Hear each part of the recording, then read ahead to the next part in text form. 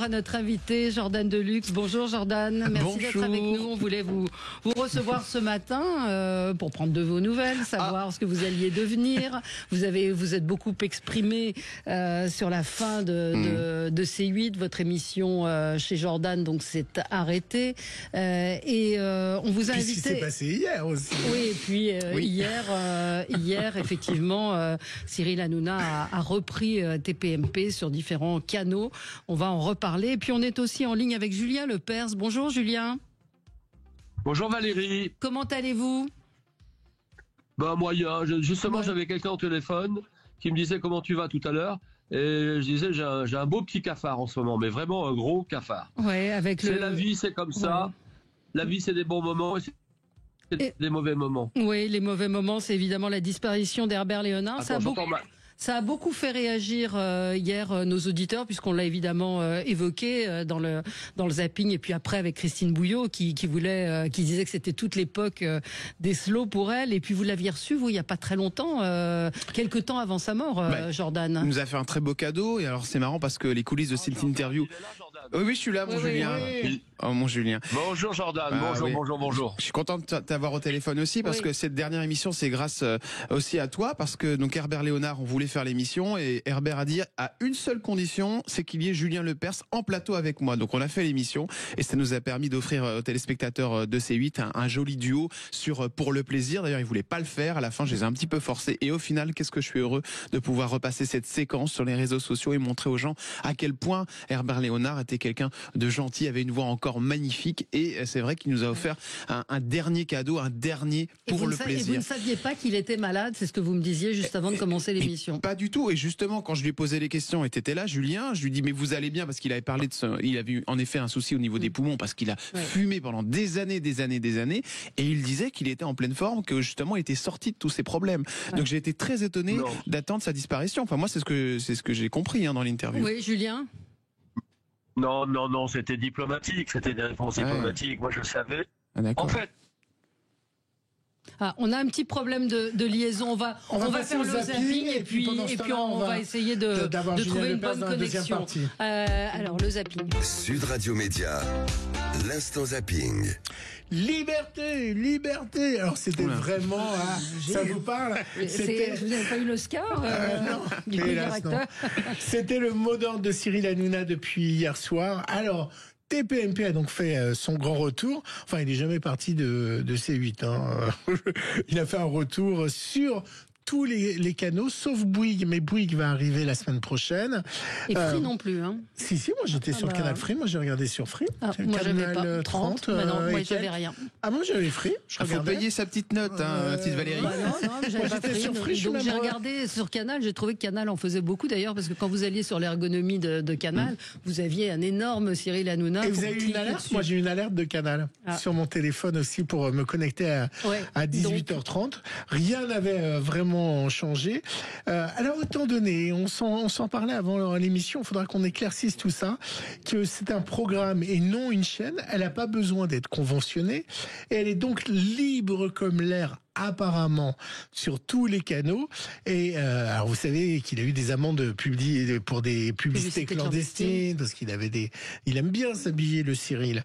Eh bien hier, il s'en est donné à cœur joie sur les marques. Il y avait un petit sticker sur un livre qu'il avait devant lui. Il a enlevé le sticker. Ça a donné ça à l'antenne. Voilà la roue sur la brasse.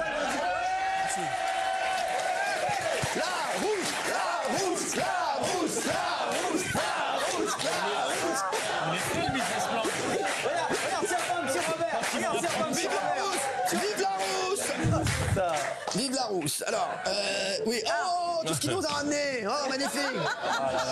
J'adore. On est sûr.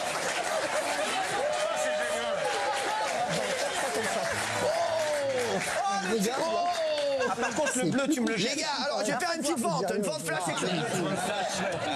Voilà. Et donc il a ramené plein de t-shirts avec des marques, du coq sportif et autres pour lesquels il avait. Alors, je sais pas si parce qu'effectivement sur YouTube, je crois que la loi permet ce genre de choses, puisqu'on en parlait juste avant, parce qu'il y a les influenceurs et autres qui le font. Maintenant, c'est diffusé sur des canaux de télévision. Oui, mais comme c'est pas conventionné, il n'a pas de convention. Alors il y avait un article dans le Parisien samedi qui disait un statut ne nécessitant ni conventionnement ni déclaration, mais impliquant de rester soumis aux dispositions de la loi de 86 et donc aux règles de l'ex-CSA. Alors on se renseignera nous de notre côté. Donc peut-être qu'il a pris un gros risque. Je ne sais pas s'il a pris un risque. En tout cas, c'est Cyril Hanouna et il est libre, tellement libre que je pense qu'au moment où il le fait, il se pose même pas la question. Il est tellement heureux de reprendre l'émission et puis voilà. Il y a de la revanche vis-à-vis de l'Arcom. Bien sûr. De toute façon, moi ça m'a fait beaucoup rire parce que c'est vrai que moi aussi, étant donné que j'ai eu cette émission chez Jordan sur C8, je n'avais pas le droit de dire des marques ou alors on est soumis à ces trois. Voilà, quand on dit Coca, faut dire Coca, Perrier, plus Ginny ou je ne sais quoi ou Fanta. Donc du coup, c'est vrai que c'est super frustrant. Surtout qu'il y a un truc un peu bête là-dedans. Enfin, j'ai jamais vraiment compris. Ou mettre, moi je me rappelle de Valérie Expert qui avait présenté un nouveau Coca-Cola dans l'émission Parole d'Expert. Et quand le technicien et l'assistant plateau étaient venus mettre un sticker sur la bouteille de Coca qu'on reconnaît, elle avait regardé l'assistant en disant je crois pas. Ah bah tu te souviens pas? Non, je me crois pas parce que j'ai été condamnée pour autre chose. Mais ça, c'est vrai. Mais c'était autre chose. Mais je pense que c'est arrivé après. C'était pour une recette qu'avait fait Eric où il y avait du Coca et il était venu mettre un sticker. Je pense que vous délirez totalement. Non, je m'en souviens Eric très bien. Solal et du Coca. Enfin bref, bref. Bon, on verra, mais je pense que le CSA, l'Arcom, va se pencher évidemment sur la question. Alors, vous en souvenez pas, mais moi ça m'a marqué. C'était à l'époque du poulet au Coca qu'avait lancé l'animateur. Non, on verra. Allez. En tout cas, toute la soirée, c'était un défilé de marque. Vous savez qu'il a fait servir du Coca et du Red Bull en plateau. Oui, un serveur. Avec un serveur qui est venu. Et il y a même un téléspectateur qui a dit je suis devant Monoprix, si vous voulez, je peux vous amener deux, trois choses. Nous, là, on n'est pas soumis à l'Arcom. Mais j'ai cité trois marques, alors Fanta, Coca et Perrier. Et Monoprix, non? Monoprix, Carrefour et Auchan. Voilà. En tout cas, il faudra un jour régler. Mais il y a quand même effectivement il y a un problème d'harmonisation avec les différents canaux. C'est un peu incompréhensible. Mais là, ce qui faisait bizarre, en fait, c'est parce que comme on est tellement habitué à voir Cyril à l'antenne sur une chaîne, et comme rien n'a changé, on n'avait pas du tout l'impression d'être sur une émission, Dailymotion ou YouTube ou autre, quoi. Donc, c'est ça qui perturbe, je pense. TPMP, comme les autres chaînes, ont réagi au départ de Christophe de Chavannes, donc ce week-end. Alors, si Gilles Verdez a réagi à la séquence trouvant cela normal, Gilles Verdez a indiqué que pour lui, c'était normal qu'il parte parce qu'il y avait récidive. D'un autre côté, le matin même, dans l'émission de Pascal Praud, l'avocate Sarah Salman, elle était opposée à ce départ et n'était pas du tout du même avis que Gilles Verdez.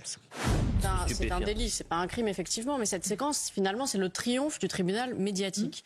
Là, il se met en retrait, non pas parce qu'il a été condamné définitivement par la justice, étant donné qu'il a interjeté appel, mais parce que sur les réseaux sociaux, il est traîné dans la boue. Donc c'est même pas une décision unilatérale, c'est qu'il se soumet au tribunal médiatique qui dit vous êtes coupable et si vous êtes coupable, on doit vous canceller. C'est ça la réalité. La direction pourrait très bien dire bah non, en fait tu vas rester parce que aujourd'hui. Mais c'est la direction qui se soumet. Mais tu vas rester parce que aujourd'hui tu fais appel, tu es présumé innocent.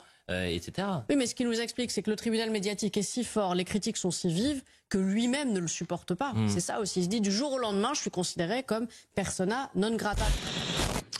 Voilà, là aussi, ça fait débat. Il y a eu pas mal d'émissions autour de ça. Un autre trafic.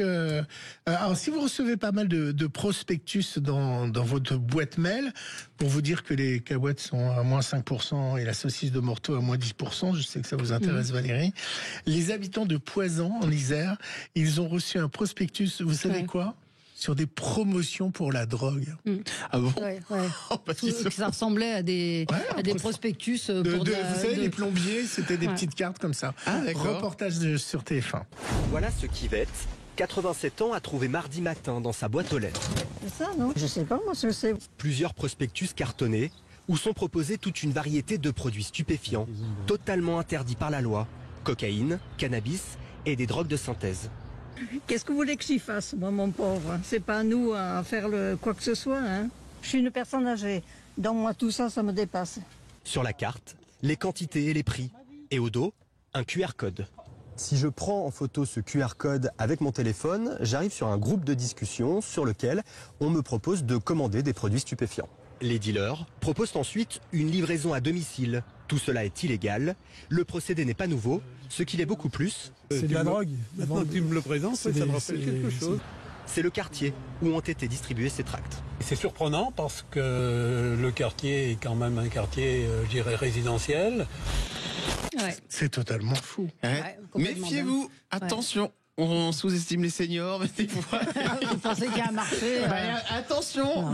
Il y avait un film qui s'appelle Paulette, qui était très très drôle, avec je sais plus le nom de l'actrice qui nous a quittés, mais qui était très très drôle justement. Et ils avaient pris une senior pour dealer de la drogue. Ça m'avait fait beaucoup rire. Brigitte Lafont, je crois, c'était ça. Souvent, Bernadette Lafont. Souvent, mais son 3 et 4, ce sont des reportages assez étonnants. Voilà un autre trafic tout aussi surprenant. En ce moment, il y a une recrudescence du trafic des dents de dinosaures. C'est quelque chose qui se vend énormément. Récemment, les douanes françaises sont tombées sur un lot de dents de dinosaures en direction de Gênes et de Rome. Ils l'ont intercepté avant que ça arrive en Italie. Un trafic. Ça venait d'où ? Ça venait, voilà, je me toujours. Ah oui, méchante Valérie. Elle veut le piéger. Mais non, mais je pensais qu'il avait la réponse. Moi, je fais un zapping, j'ai pas fait l'enquête. C'est pas la rousse. Le petit Robert. Le petit Robert. Le litré. Voilà. Alors. Et Quentin Cabanis, notre réalisateur, me dit que ça venait du Maroc. Bravo Quentin. Bravo Quentin. C'est dans le documentaire en plus et c'est dans le son. Donc ça veut dire que vous écoutez même pas les sons que vous faites. Allez, vite. Petit reportage de combien ça coûte une dent de dinosaure. Combien ça Ça, c'est une dent qui est intéressante. C'est une dent de plésiosaure.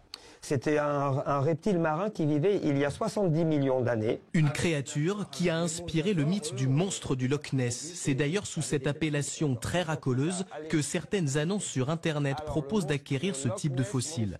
Beaucoup proviennent du Maroc et sortent du pays en toute illégalité. Pour être vendus à des collectionneurs, à des amateurs de paléontologie. Nous avons demandé au conservateur du musée la valeur d'une de ces dents. 50 €, 100 €, 150 €. Un crâne, c'est plusieurs milliers d'euros. C'est pour ça que ce commerce est très actif. Dans un mois, c'est l'événement qui va vous embêter, Valérie.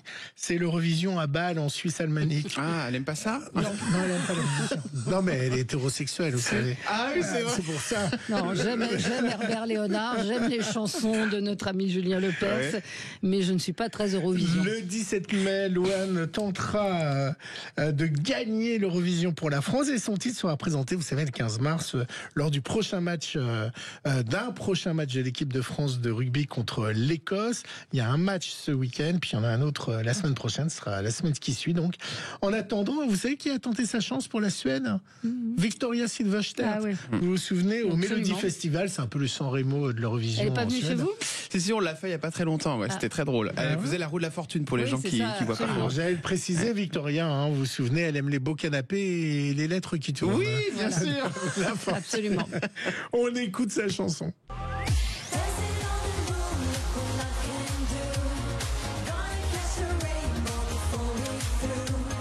Bah, c'est dommage, elle était dans le ton. Hein. Bah ouais, non, c'est Julien, vous en pensez quoi? Julien Lepers? Allô, ouais, je suis là. Oui.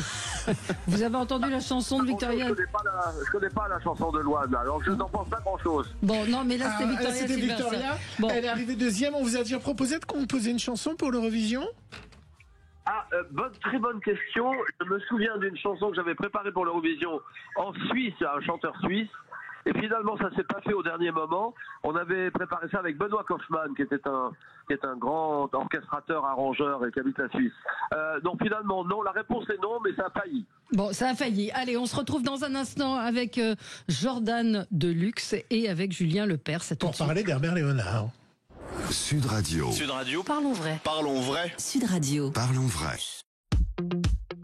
Sud Radio Média, les invités du jour. Les invités du jour, Julien Lepers et Jordan Deluxe. Julien, on vous a demandé d'être là ce matin pour parler d'Herbert Léonard, décès d'Herbert Léonard, que vous aviez reçu, Jordan, on l'évoquait tout à l'heure, il y a très peu de temps. Hein, c'est vous qui avez eu sa dernière interview. Julien, vous nous disiez que vous étiez évidemment très triste, vous étiez très amis, vous étiez restés très proches en fait tous les deux.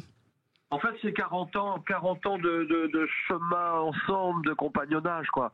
Et puis de création, de créativité, de voyage, Honolulu, Hawaï, festival à Tokyo, le festival Yamaha à Tokyo, des centaines de galas partout, en France, en Belgique. C'est quelqu'un qui travaillait beaucoup. Et puis, la dernière tournée à Cendre et Tête de Bois, c'était incroyable, parce que c'est moi qui présentais cette tournée. 5000 personnes en matinée, 5000 en soirée, et il y avait une vingtaine d'artistes, un peu d'artistes, dont Herbert. Et là, je me mettais au piano parce que c'était quasiment toutes mes chansons. Qu'est-ce qui l'avait poussé à chanter? Comment il s'est mis à la chanson, Herbert Léonard? Ah, ça c'est difficile. Moi je ne l'ai pas connu dans sa première période. Il a eu deux tubes au début, deux gros succès. Il s'appelait Quelque chose en moi tient mon cœur et Pour être sincère. Et moi je l'ai connu après. Après il a eu une période de vide. Il a eu cet accident dont tout le monde a parlé, accident de voiture. Et après moi Claude François, moi j'étais animateur à Radio Monte-Carlo. J'avais 23 ans, 24 ans et Claude François venait me voir. Parce qu'il savait que Radio Monte-Carlo est très très puissant à ce moment-là, l'été notamment, et il voulait être numéro 1 au hit parade, et moi je faisais le hit parade. Et donc il m'invitait tout le temps. Et un soir, Claude me dit, tiens, je te présente Vline Buggy, qui est la parolière de la majorité de mes chansons. Et donc je fais la connaissance de Vline. Ensuite, hélas, Claude François nous quitte. 6 mois après, je retrouve Vline Buggy par hasard dans un cocktail dans Champs-Élysées chez un éditeur. Et je lui dis, est-ce que vous aimeriez écouter mes chansons? J'en fais pas mal. Ah oui, d'accord. Et une semaine après, je me suis retrouvé chez elle à Neuilly à jouer mes chansons. Elle m'a dit, mais c'est bien ce que vous faites, c'est très bien. Est-ce que vous connaissez Herbert? Je lui ai dit oui. Et finalement, une semaine après, Herbert est arrivé. Il avait abandonné le métier. Il était journaliste dans l'aéronautique. Et il est arrivé, mais il avait cette voix que j'avais repérée avant. Il avait une voix, c'est vraiment un artiste exceptionnel. Pour moi, c'est un très très grand chanteur français. Voilà. Et je me suis régalé avec lui, j'ai eu une chance folle de le rencontrer. Voilà. Alors vous avez écrit plus d'une 60aine de chansons. On s'est eu hier soir au téléphone. Je te demandais 2 chansons qu'on n'avait pas l'habitude d'entendre. On en entend une première, Valérie. Et vous allez voir, Julien vous expliquera pourquoi il m'a dit de passer cette chanson. Ça s'appelle Donner. Écoutez. Donner sans rien en attendre. Oui, donner comme je t'ai donné.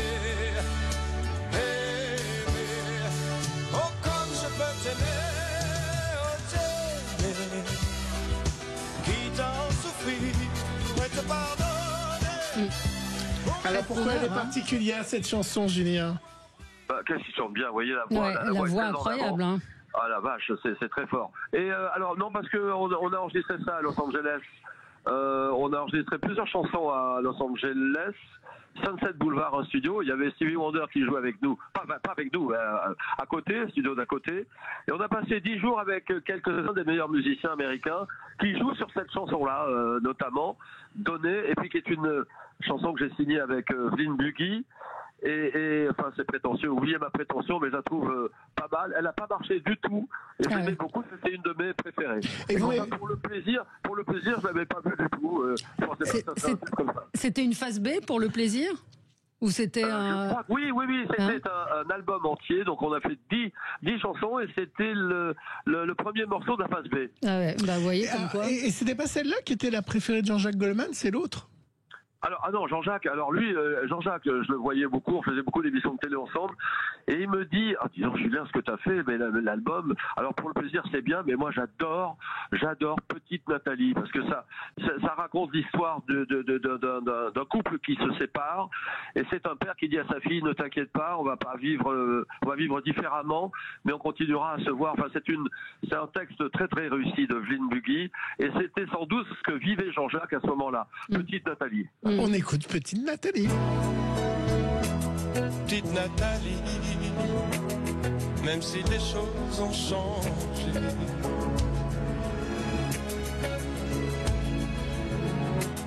ma nouvelle vie ne m'empêche pas de t'aimer. Et on voit à travers ces deux chansons qu'il a un registre très différent. Hein. Il peut pousser la voix comme chanter quelque chose de beaucoup plus bas. Jordan, vous avez gardé quoi comme souvenir de la rencontre L'impression d'avoir rencontré quelqu'un qu'on reverra plus, quoi. La dernière fois que je l'ai eu, c'est vrai que je le sentais quand même fatigué, mais bon, voilà, moi je m'étais reporté ce qu'il m'avait dit lors de l'émission, donc je le sentais quand même plutôt bien. Et c'est vrai que quand vous rencontrez des gens comme ça, moi c'est vrai que j'ai 35 ans, c'est comme si j'en avais 80, parce que j'adore ces gens. Non mais vous voyez, j'entends ça et je me dis, là j'ai de la tristesse, je me dis merde, quoi, on en perd encore un, quoi. Qu'est-ce qui va nous rester? Pardon, je suis désolé, hein. J'adore, Louane, tout ça va représenter l'Eurovision, mais merde, quoi. Herbert Léonard, pour le plaisir, c'est quand même un super son. Vous mettez ça en soirée, ça cartonne. Moi, c'est pas Claude François, bien sûr, il a pas eu, et pourtant, je crois que ça a bien marché à un certain moment. Herbert Léonard, c'était quand même une star, hein. Mais ça fait partie des gens qui, pour moi, font partie du patrimoine français. Donc moi, ça me fait beaucoup de peine. Et pour moi, personne ne l'égale aujourd'hui. Et on perd une grande voix de la chanson française aujourd'hui. Pour le plaisir. Je suis d'accord. Je suis d'accord.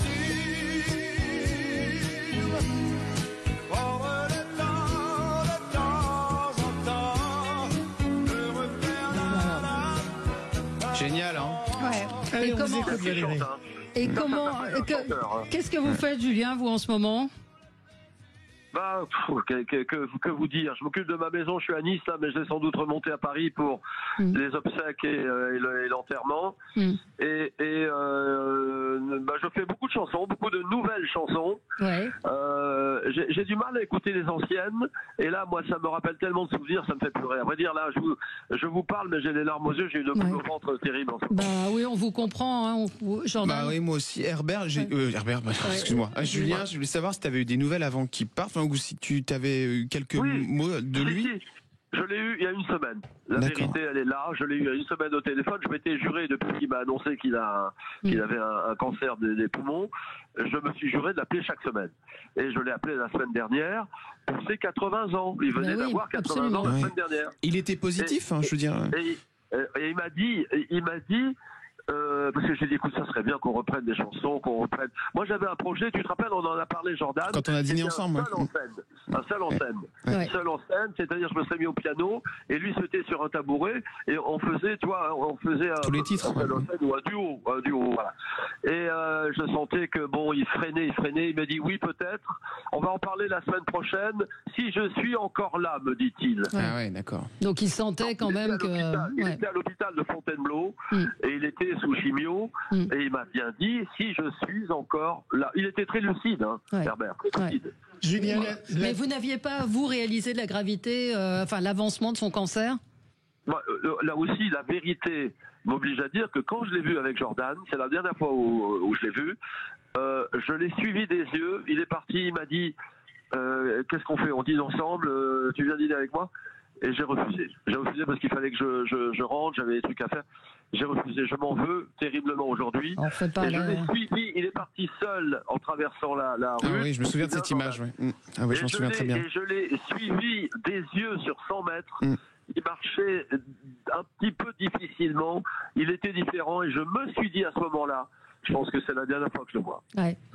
Julien, la télévision, le trait est définitivement fini. Les médias, la radio? Non, tout est possible, j'en sais rien, je ne sais pas, ça dépend des propositions. Là, je vais sans doute faire une belle tournée cet été, et on est en train de parler de ça. Moi, je suis ouvert à tout. Sur C8, c'est fini en tout cas. N'espère plus C8, c'est mort là. En tout cas, on est content de vous entendre en pleine forme, Julien, et avec autant d'énergie. Parce qu'il faut dire, Valérie, que le milieu des médias et de la télévision, c'est un peu puissance et gloire. C'est vrai. C'est génial. Ça, c'était le générique de Château Vallon, ce qui justifie que... C'est un vrai chanteur, écoutez la voix, la puissance. Non, c'est... Vous avez vu, je vous ai fait un enchaînement façon Macumba Radio. Absolument. Merci beaucoup, merci Julien d'avoir été avec nous. Merci Valérie, je vous embrasse. Et puis vous venez nous voir, Julien. Faut venir nous voir quand vous serez à Paris. Merci à vous. Avec plaisir. On se retrouve dans un instant avec Jordan Deluxe pour évoquer la suite de sa carrière. Ah oui, tiens. Merci. Sud Radio. Sud Radio. Parlons vrai. Parlons vrai. Sud Radio. Parlons vrai. Sud Radio. Le supplément média. Le supplément média avec Jordan Deluxe. Jordan, évidemment, vous vous êtes beaucoup exprimé. Vous êtes en train de nous filmer? Oui, c'est bien. Il me reste plus que ça maintenant. Voilà. Mon iPhone. On va vous retrouver sur votre iPhone. Donc, oui, la fin de C8 signifie la fin. Il me reste plus que ça. Mais faites vos interviews avec un iPhone. Ah bah oui, combien on gagne quand on s'appelle Valérie. Elle a été gentille. Et bref, merci d'être venue. Oui, parce mais que vous c'est avez sympa. été top. Ouais. Gilles, un autre Gilles nous dit bonjour, je voulais dire à Jordan que c'est un excellent animateur, j'espère qu'il rebondira sur une nouvelle chaîne en attendant jusqu'à comprendre qu'il allait être parfois chroniqueur sur TPMP, mais j'espère qu'il retrouvera une chaîne qui lui donnera encore plein de performance, cette possibilité. Donc c'est quoi aujourd'hui votre actualité, Jordan? L'émission s'est arrêtée avec la chaîne. Alors c'est en cours, on est en train de voir, j'ai un nouveau projet qui est en train d'éclore. Si aujourd'hui, évidemment, je me retrouve sans chaîne, c'est aussi par souci de loyauté envers le groupe Canal+ et puis envers Cyril, parce que j'avais pas du tout envie d'aller ailleurs. Et puis j'ai eu envie de d'aller jusqu'à la fin du comment dire, jusqu'au bout du bateau, comme on dit, le bateau qui coulait. C'est vrai, c'était ça. C'est 8. Je voulais pas quitter l'équipage. Je voulais pas quitter l'équipage. C'était important pour moi. J'avais pas envie de me retrouver dès le lendemain quelque part. En même temps, de toute façon, c'est très compliqué de faire une saison, d'arriver comme ça en milieu de saison. C'est très compliqué parce que les saisons pour les auditeurs qui nous écoutent, c'est de septembre à juin. Et là, on est en février, voilà. Ce qui est en plus aberrant, parce que vous avez vu que le signal est coupé et que jusqu'en juin, ça continue. Le signal, donc il va y avoir un écran noir jusqu'en juin. C'est totalement honteux, quoi. C'est-à-dire qu'on aurait pu continuer jusqu'en juin. Bon, ça me rend complètement fou. Oui, mais la fin de la concession était en février. Exactement. Donc, mais bon, c'est comme un bail que vous arrêtez. Vous êtes obligé de partir, même si l'appartement est vide après. Oui, mais il y a un écran noir, il n'y a personne. Vous pouvez prolonger. Vous pouvez faire un accord avec l'Arcom. Oui, un accord avec l'Arcom. C'est compliqué. On va pas rentrer dans les détails, mais bon. Donc c'est vrai que moi j'ai une envie de continuer avec le groupe Canal+, et aussi envie de continuer avec Cyril. D'ailleurs je le remercie parce qu'il m'a mis à l'antenne hier. Il n'était pas du tout obligé. Il m'a proposé de faire une petite chronique. Ça a été quelque chose. C'était un grand moment. Mais qu'est-ce qui vous a pris? J'ai trouvé balbutiant. C'est normal. Un peu sur vous n'étiez pas dans votre rôle. C'est ça. Alors déjà c'est pas mon rôle parce que je suis pas du tout habitué à faire de la chronique, et en plus j'étais un peu impressionné par Cyril parce qu'il était juste à côté de moi et je le regardais. C'était une ambiance très particulière. Et ça veut dire quoi? Il vous fait peur? Oui, c'est vrai que sur le coup je le regardais parce qu'en plus à un moment ça a dérivé sur son argent. J'avais très très peur d'aller sur ce sujet. Parce que voilà. Pour nos auditeurs qui n'ont peut-être pas vu la séquence, il y a eu deux choses. Vous avez parlé de combien lui gagne-t-il. Alors il a dit que c'était dans les journaux. Il a été très malin. Il est très fort. Il a évacué sans dire mais il disait la presse, vous aurez mon salaire. Oui, tu penses. Et la deuxième chose, bien sûr. Et la deuxième chose, c'est que vous avez parlé du salaire de Raquel Garrido, puisque c'est lui qui l'a révélé, qui est au-dessus de 2000 €. Et ça vous mettait mal à l'aise de révéler le salaire de quelqu'un? Mais non, c'est pas ça, c'est qu'en fait... Préférez celui de Britney Spears. Non, c'est bien. Elle risque pas de vous attaquer. C'est-à-dire que je suis plus fort pour poser des questions à un invité devant moi et chercher. Par contre, quand c'est pour révéler des chiffres que j'ai trouvés, c'est une autre histoire. Je me disais, mais je vais pas me faire attaquer pour ces histoires. Mais au final, je trouve que ça a fait une bonne séquence et puis on en arrive. Rigolo, de toute façon, faut pas se prendre la tête. Je veux dire, on essaye de faire au maximum et d'être le plus simple possible. Moi, je le remercie encore parce que c'est vrai qu'il m'a tendu la main. Il m'a dit voilà, Jordan, viens faire une chronique. Ça me fait du bien. Sincèrement, c'est pas une période facile. Alors, je sais qu'il y a beaucoup de gens qui ont pas d'emploi et que nous, mais ça reste un emploi quand même. Moi, les gens ont l'impression. Il a annoncé quand même que les salaires étaient diminués par 2. Ah oui, même plus que ça. Moi, je peux vous dire combien j'ai été payé et on est tous au même tarif. Donc, combien vous avez été payé? J'étais payé 330 €. D'accord. Donc voilà. Parce que l'économie change. Bien sûr. Forcément. Et ce n'est pas une blague, c'est vraiment Cyril qui nous paye avec son argent. Donc, c'est lui qui vous payait avant aussi. Oui, mais avec l'argent de Canal+. L'émission a été achetée. Là, on est d'accord que Canal offre les locaux et les locaux, mais le reste, la technique et tout le reste, c'est la société. Donc Zoubida TV, la société de Cyril qui paye tout. Je suis pas dans les petits papiers, mais oui, ce que j'ai compris, c'est ça. Vous êtes monsieur Argent. Oui, monsieur Argent. Ça m'a encore coûté des problèmes, poser des problèmes. Mais c'est lui-même avec son propre argent, l'argent de sa société, qui finance. Exactement. Et j'étais fasciné hier soir de voir cet aplomb qu'il avait. Comme ça, il revenait comme s'il était invincible. Il y a quelque chose de fou. Il aurait pu attendre W9 et pas sortir d'argent. Exactement. Mais non, je pense qu'il voulait montrer qu'il est là et il était là hier. D'ailleurs, vous avez vu les scores sur les box avec les lignes qui montaient. Et alors puis sur YouTube. 2 jours, je crois, avant d'avoir des scores médiamétrie. Donc, qui suivaient effectivement. Il y a une mesure sur les box. À Médiamétrie, est-ce que vous m'avez dit en antenne, c'est oui, il y a un accord. Non, il y a un accord qui est en train de se passer, je pense, si j'ai bien compris. Et donc du coup, d'ici 2-3 jours, on devrait pouvoir avoir les audiences de lundi, mardi, mercredi, voilà. Mais ça met un peu de temps parce que c'est un cumulé aussi. Hein. Mais il y a de la pub ou pas? J'ai pas Bien sûr, il y a plein de pubs. Et alors la pub va à qui? Mais la pub va à qui? Ah bah la pub, je crois qu'il y a d'ailleurs quelques partenaires, si j'ai bien compris. Oui. Et puis sinon, il y a de la pub qui arrive sur YouTube. Vous savez, c'est vous parlez, puis d'un coup, il y a de la pub qui part, quoi. C'est si vous n'êtes pas abonné à YouTube, je crois d'ailleurs. Hein, si vous n'avez pas le YouTube Prime, je ne sais quoi. Donc du coup, en effet, il y a des séquences assez drôles. Bah oui, parce qu'il y a des invités qui parlaient, comme par Gilles Verdès, et puis d'un coup, il était coupé par les serviettes, je ne sais quoi. Oui. Une pub sur les poêles à un moment de temps, lorsque Cyril chantait. Donc voilà. Donc moi, je le remercie parce que franchement, c'est sympa, quoi. Je veux dire. Et vous savez quoi? Moi, je trouve qu'une nouvelle fois, il est novateur. C'est quand même la première fois qu'il y a sur tous les réseaux, sur toutes les box, un grand show de 3 heures avec un vrai décor, parce que évidemment les youtubeurs, ils ont 3 fonds avec 2 néons qu'ils ont achetés sur Temu. Là, c'est une vraie émission de télé et je trouve que c'est novateur. C'est-à-dire que c'est assez incroyable d'avoir une grosse émission sur les box et autres en dehors d'une chaîne de télé. Sauf que ça va pas vraiment pouvoir durer, si.